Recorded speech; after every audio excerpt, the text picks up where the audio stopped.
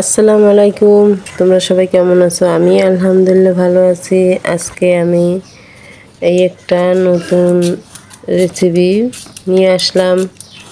নতুন মানে হলো আমি অনেক দিন হয়েছে ডিম দিয়ে আলু রান্না হয়নি, তো আজকে এই আলু ডিম রান্না হচ্ছে। এইটা সুন্দরভাবে কেটে নিচ্ছি। এই আলু ডিম দিয়ে এইভাবে যদি রান্না করে তো খুব ভালো লাগে। তো আমি প্রথমেই ডিমগুলো সেদ্ধ করে নিয়েছি, আর সাথে কিছু আমি কোয়েল পাখির ডিম ওইটাও সেদ্ধ করেছি, কারণ অনেক দিন হয়ে গেছে ডিমগুলো ফ্রিজে রাখা ছিল, তো ভাবলাম এইগুলো এই ডিমের সাথে সেদ্ধ করে নিই। তো সেদ্ধ করে ওই ছোট কোয়েল পাখির ডিম ওগুলো আমি খেয়ে নিয়েছি। আর এই যে হাঁসের ডিম দেখছো, এই হাঁসের ডিম হলো রান্না করব। তো একটু লবণ দিয়েছি, তারপর একটু গুঁড়া হলুদ, তারপর একটু গুঁড়ো মরিচ, এগুলো সুন্দরভাবে একটু মাখিয়ে নিয়ে তারপর এই যে একটু তেলে ভেজে নেব, কারণ একটু তেলে ভেজে নিলে হয়েছে কি ডিমটা সুন্দর একটু হালকা মানে কালারটাও সুন্দর দেখাবে আর খেতেও ভালো লাগবে।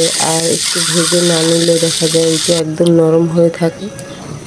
আর এইভাবে যদি কেটে নিয়ে তারপর আমি রান্না করব।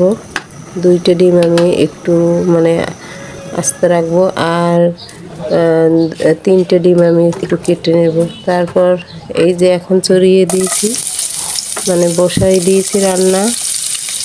এইটা প্রথমে আমি একটু পেঁয়াজ কাটা উল্টে দিয়েছি।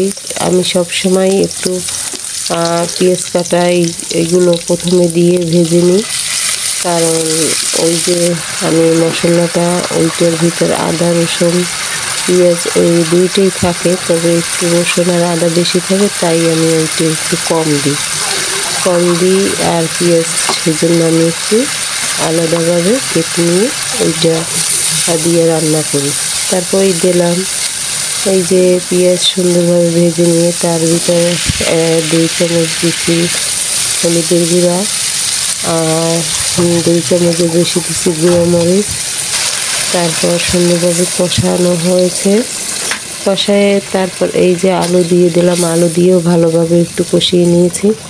মশলার যখন ঘ্রাণটা চলে গেছে তখন এই আলু দিয়ে ঝোল দিয়ে সুন্দরভাবে এই যে নিচ্ছি। তারপর এই ডিম দিয়ে দিই।